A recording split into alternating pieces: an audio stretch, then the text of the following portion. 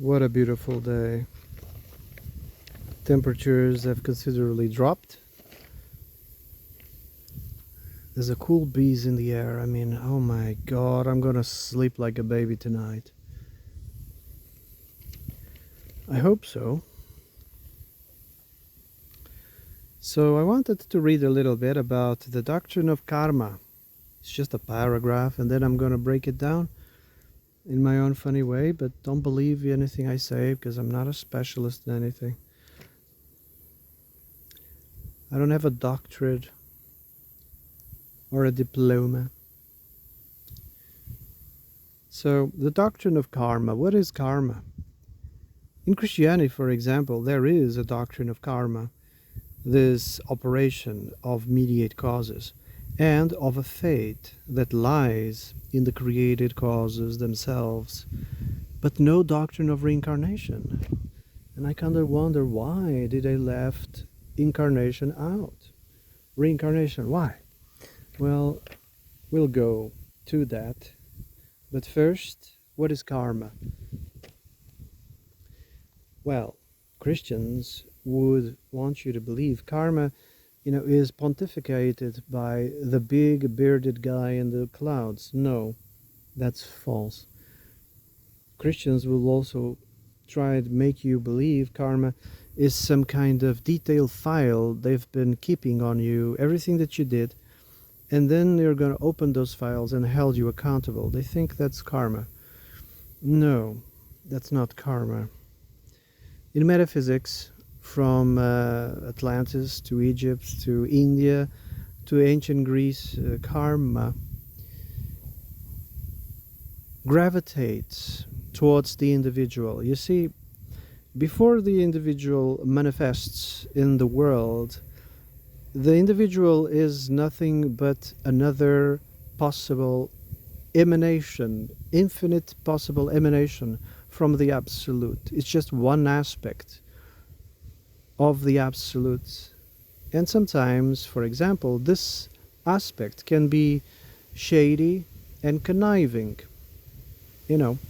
Therefore, karma, the suited karma, will gravitate towards the likeness of this person. You see, this person is conniving, calculating, and shady. Accordingly, karma is going to gravitate towards this person. These attributes are going to gravitate towards this person.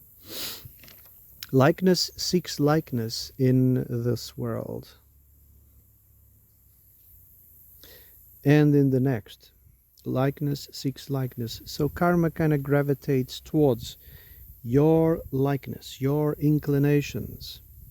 And then fate manifests when you get subjected to the world of mass and magnitude, to the world of time and space. That's when these causes, these mediated causes,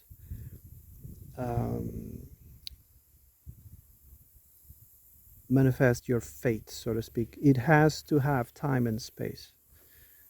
It's when you are subjected to time and space, to the world, that you can call it fate. It's your fate to be shady. It's your fate to be conniving, The cause is karma. And how did karma got assigned to you? Because of your likeness, you see. This karma gravitated towards you because of your likeness, your inclination.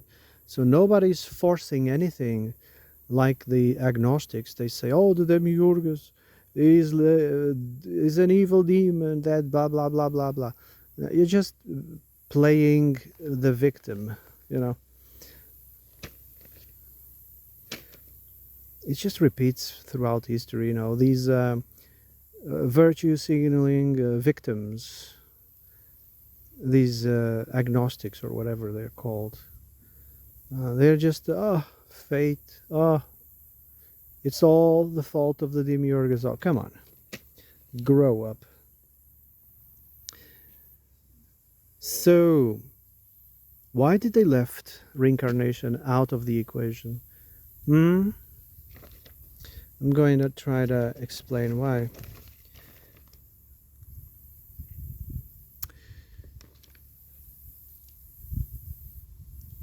You see, they had to pass this idea that heaven and hell was a time and a place. They wanted you to believe it was a time and a place, neither now or here, but somehow in the future, yeah, you're going to be held accountable for the things that you did and assigned respectively to hell or heaven. Why? Well, it's the perfect slave system.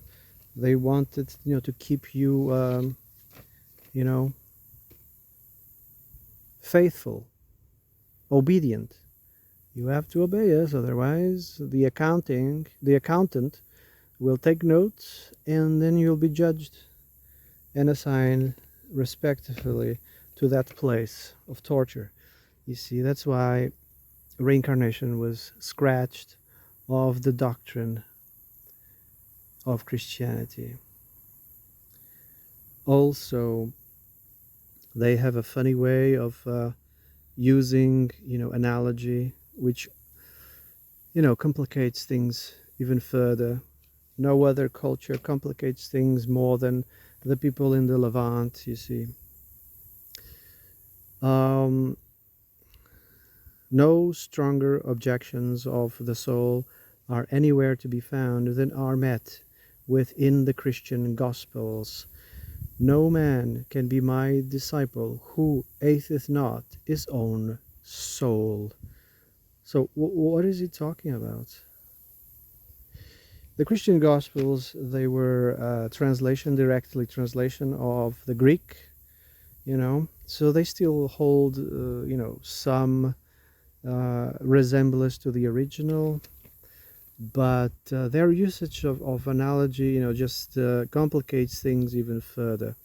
When they are talking about the soul, is not really the soul, they are talking about the personality, the ego.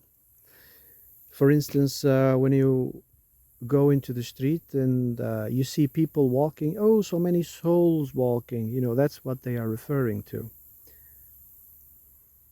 They're not talking about the soul, after death or the spiritual. No, they're talking about the individual personality that, has a beginning and an end in time, that is composed of feelings, perceptions, machinations, all of those things. And whenever they want to talk about the transcendent, they say the spirit. But it becomes confusing, this doctrine of the two souls. No man can be the disciple of Jesus who hasn't hated his own personality yet. That's what they're trying to say. You have to hate, or in the Vedanta sense, you kind of have to discipline and tame this personality. See, every culture has their own way of, talking about the two souls. In the Levant, in the Middle East, they say, oh, you have to hate it, and sometimes they even say you have to destroy it. Whoever, for instance, oh man, I just received a phone call. I'm gonna see what's going on.